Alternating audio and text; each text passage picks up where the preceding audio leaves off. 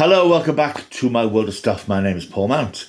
Right, it's time for part 2 of my Ranking the Doctors series. It's something I suspect a lot of YouTube people will be doing over the next few weeks. If they haven't started already, they may well have done. Looking back at the history of Doctor Who and the history of the actors who have played the part and just listing them in order of their own personal preference. And that's the thing, it is a personal preference. There's no need for anger and bile and fury if you disagree with somebody's opinion, because it is just their opinion. This is the second episode of my series. I'm quite pleased to say that the first episode that went live last week had some very nice, very positive and very upbeat comments. Nobody raging and screaming at me because I placed certain actors at the lower end of my rankings list. But some people just disagreeing and say, well, they would do it this way. But there was no, you fool, you sort of, and words to that effect. So I'm pleased to see that people are being a bit sensible about this, certainly in terms of my particular rankings. I hope that will continue in this next episode, because I think this might be a bit controversial as well in terms of these things. But again, it is a purely personal, subjective opinion.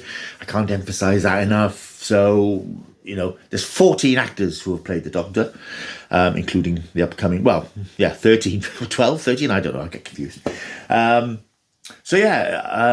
It is entirely down to your own perception. I think it depends on how long you've watched Doctor Who, what you watch it for, whether you watch it for the performance of the Doctor, whether you watch it for the stories, the monsters, the girls.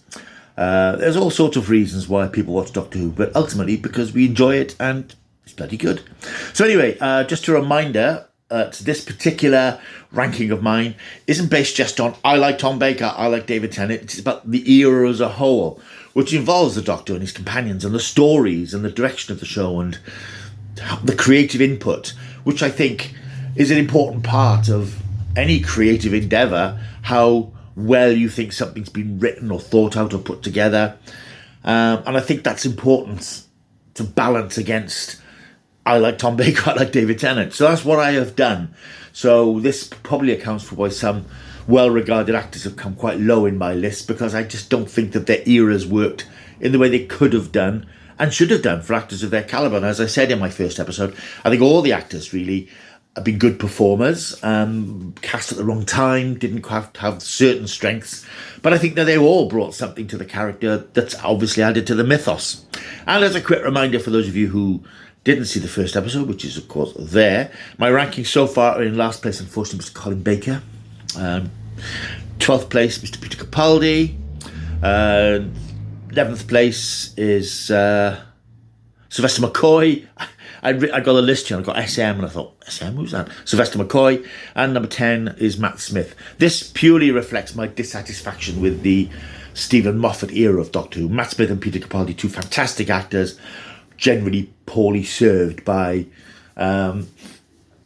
weak and inappropriate material. That's why they're so low. If the eras had been better, with better material, they'd be much higher on this. There's no reflection on them as actors. I just think they were dealt a bad hand. Right, this episode we're going to go to number 9, 8 and 7. So this should be a bit shorter than the last one. Let's go to number 9. Number 9 is number 8. It's Paul Mcan. Who played, of course, the 8th Doctor. Now, this is difficult because he's had so little screen time. So whereas somebody like Tom Baker had 7 years to judge his performance and his contribution, Paul Mcan's had one TV movie in which he only appeared for an hour, one mini episode of about 8 episodes, and a couple of fleeting appearances in Jod Whitaker's final episode last year. So it's not a massive body of work. I appreciate there's Big Finish audios, there's books, as I've said previously. I'm not including them in this because, one, I haven't read most of the books. Two, I haven't listened to the audios. I've listened to one or two. In fact, I listened to one this week, The Sword of Orion, which was quite pleasant. But I'm not big on Doctor Who on audio, especially now that it's back on TV. So I'm not including any of that stuff, which I know has rehabilitated a lot of actors who worked well served towards the end of Doctor Who's time on TV. So I'm only judging Paul Mcan on the TV movie, the mini episode, and last year's Power of the Doctor. And I think he's great. I think he's it's what could have been, really, isn't it? The TV movie came along in 1996. This sort of uneasy alliance between, I think it was Fox, Universal, and the BBC. There are places where it's so Doctor Who it hurts. There are places where it's so not Doctor Who, you wonder why they called it Doctor Who. Paul McGann is the shining light throughout it, though, when he does appear, and as I said, in about half an hour in, he just has this look about him. The physicality is there. I love the sort of angularness of his face, that sort of look.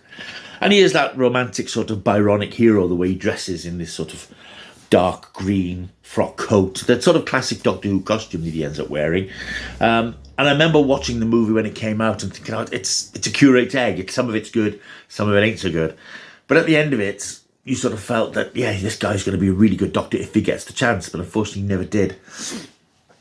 And that frustrates me. When he came back in The Night of the Doctor, Stephen Moffat's little mini episode for the 50th anniversary, that was really nice. That was...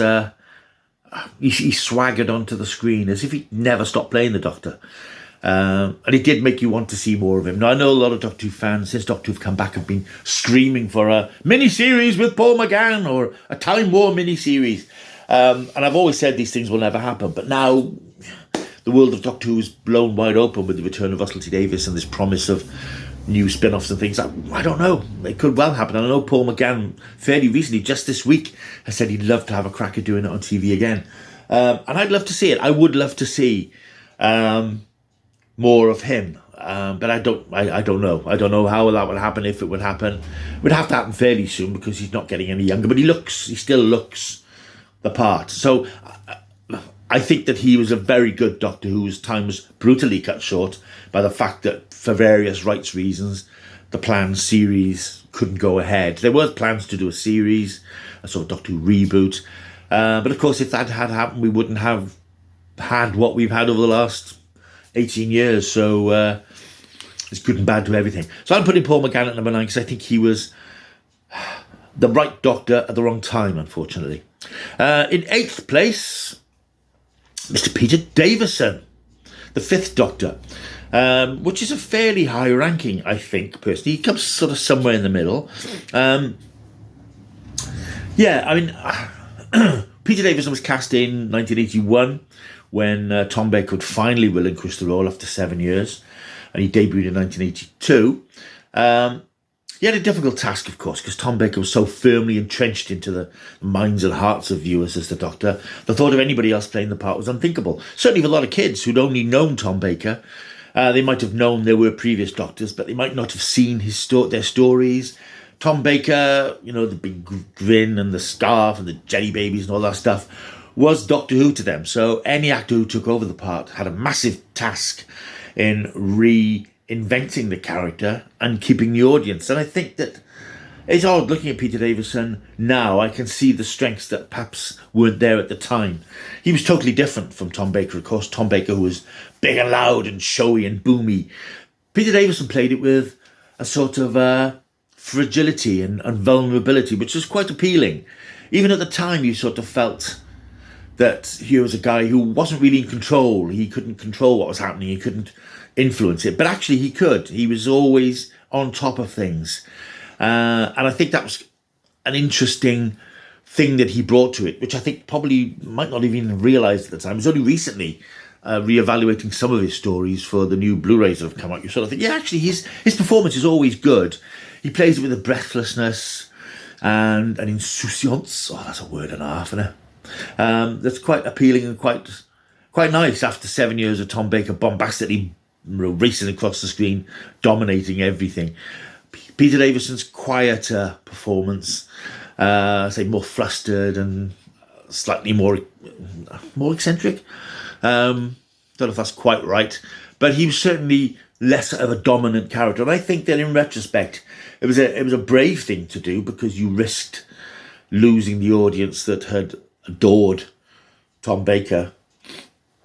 But then you had to do something different. You couldn't have the same thing again. You had to go in a different direction. And I think Peter Davison, it was a wise casting because he was a well-known TV personality at the time. He had a number of TV shows, All Creatures Great and Small, and a couple of comedies he was doing. So he was an up-and-coming name. And I think he acquitted himself quite well. I think what lets him down, which is why he's lowish in the rankings, I suppose, some of his material wasn't brilliant. particularly his second season, the 20th anniversary of Doctor Who, which was a disappointment, having revisited some of it on the recent Blu-ray release. That was the anniversary season where the producer John Nathan Turner had promised some elements of the past of Doctor Who in every episode, and that turned out to be nothing very inspiring. Omega from the 10th season, the Mara from the season before, 3 stories with the Black Guardian and the Master. So it was a bit, and they're quite weak visually. I think Doctor Who is known for its sort of creatures and monster design, and there wasn't a lot of that in the 20th season. And I know that Peter was fairly disaffected with that season, and that's why he chose not to extend his contract into a 4th year. Although his 3rd year was much better, there was a lot better material in his 3rd year. So I think his first season's pretty good. Now, there's a stiffness in the performances of some of the supporting characters, the companions, but I think Peter Davison had a breathless vigour, which I think is quite charming when you look at it now, and refreshing back then. So Peter Davison comes in number 8. Okay, here we go. If I'm going to attract any ire and fury, it's with my number 7. It's Jodie Whittaker, the most recent Doctor. People are going to be appalled that, what, do you think she's better than Peter Capaldi and Matt Smith and Paul McGann and Peter Davison and Sylvester McCoy?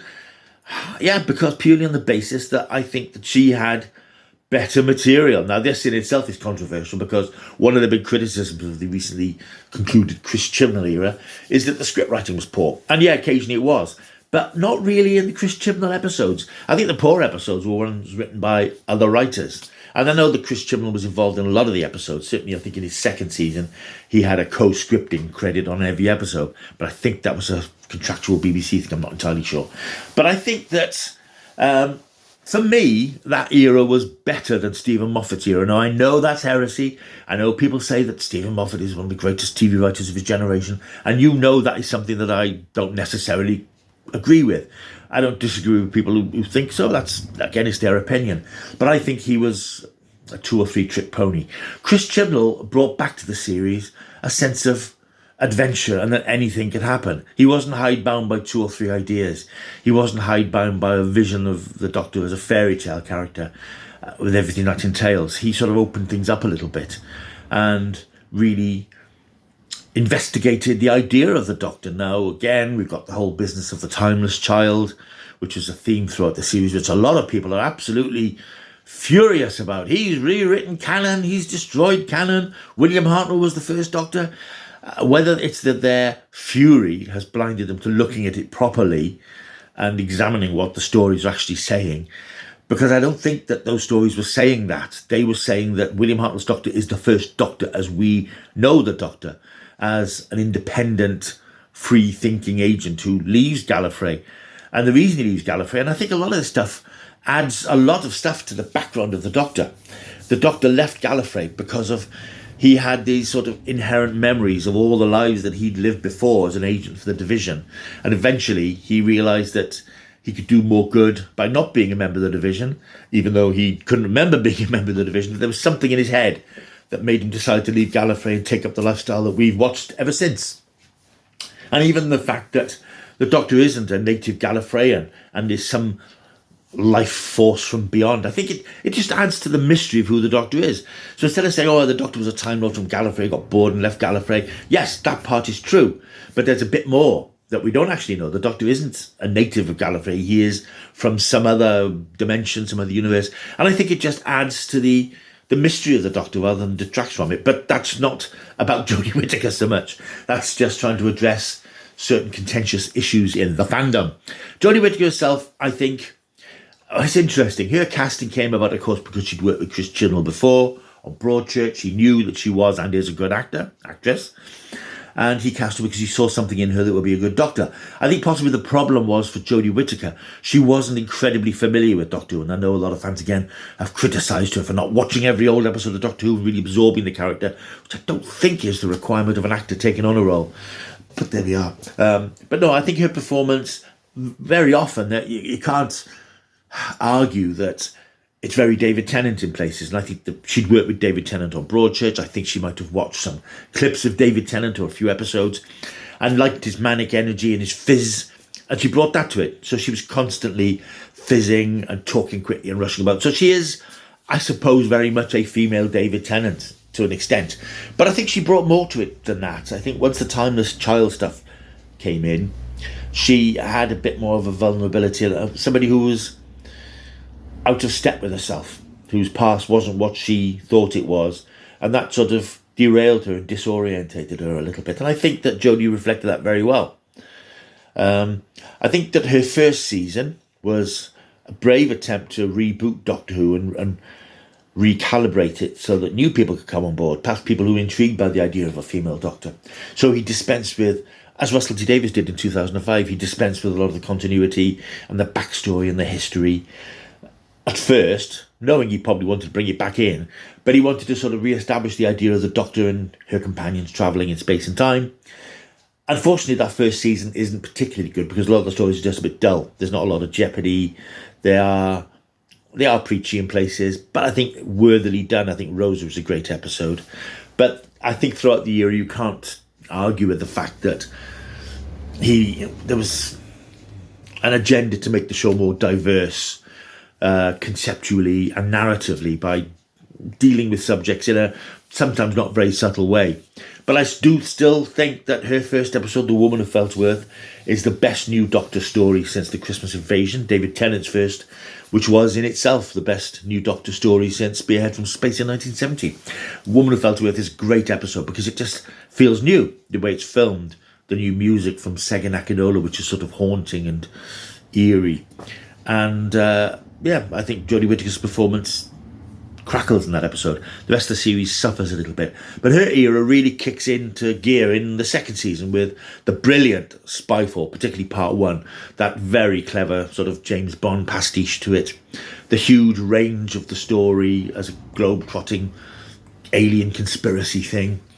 And that is something which her era brought to the series, because there was a lot of filming abroad, certainly in the first two series, in South Africa and various European locations, which just made the show feel bigger because you had these bigger vistas and these bigger landscapes. And that's all part of the era, not just her, not just the stories, the way the show looked, the way it was filmed, never looked better. And The Power of the Doctor, which was her final episode last year, of course, is magnificent. A really good, interesting story, lots of kisses to the past for the fans, and incredible spectacle. As indeed there was during Flux, if you think that the Flux six-part series that was very nearly abandoned because BBC said you can't make Doctor Who during the pandemic. Chris Chibnall said yes you can, and came up with a way of doing it. Not an incredibly satisfying serial, but then again, if you look at what was in that series, there were so many ideas, so many big things. A lesser series would have said, well, we'll do small stories, we'll just have stories set in the TARDIS or in a quarry. But there were battles and this War of the Sontarans is an incredible spectacle. This massive war between these two races, giant spaceships. You know, it didn't look like a show made during the pandemic. And I just think the material was good. Yeah, there were some naff episodes. God, there were some naff episodes. But those were things like Praxius and Orphan 55 and the Turanga Conundrum, which wasn't great, but had a nice idea behind it. I think there were more good stuff than bad stuff. I mean, Fugitive of the Judine from the second series. Fantastic episode. So I put her that high because although her performance didn't bring much new to the table, she was full of energy, and by the time she left the show, she was as big a Doctor Who fan as anybody. I think she absolutely loved playing the part. I know she had a great time with her co-stars. There are, of course, issues about the co-stars, the number of companions and so on. But I just think that there was a lot more inventiveness and energy, and it felt more like Doctor Who than it had done for the previous 6 years. To me, as a long-time fan of Doctor Who, very often in the previous series, I didn't recognise the stories as Doctor Who stories. But this felt like Doctor Who again. Big gasp moments. And it excited me again. Basically, I was excited by Doctor Who the way I hadn't been for the previous 6 years. So I think that as an era, it works. It just works for me more than it doesn't. That's Jodie Whittaker, who comes in my number 7th place. And I know people are going to be angry, possibly, but just, get over yourselves. Anyway, right, that's it for this episode. Number 9, Paul McGann. Number 8, Peter Davison. Number 7, Jodie Whittaker. The top 6 to come.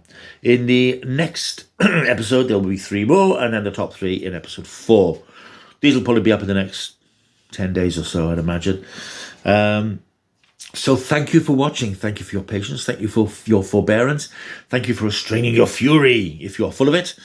Why not leave a comment down below as well? That would be good. Like and subscribe. Leave a comment. And all that sort of stuff. And like I say, I'm very impressed by the way people kept their tempers in check last time. So let's see if we can do it again this time. Thank you for watching. I'll see you soon. Until I do, keep taking the stuff.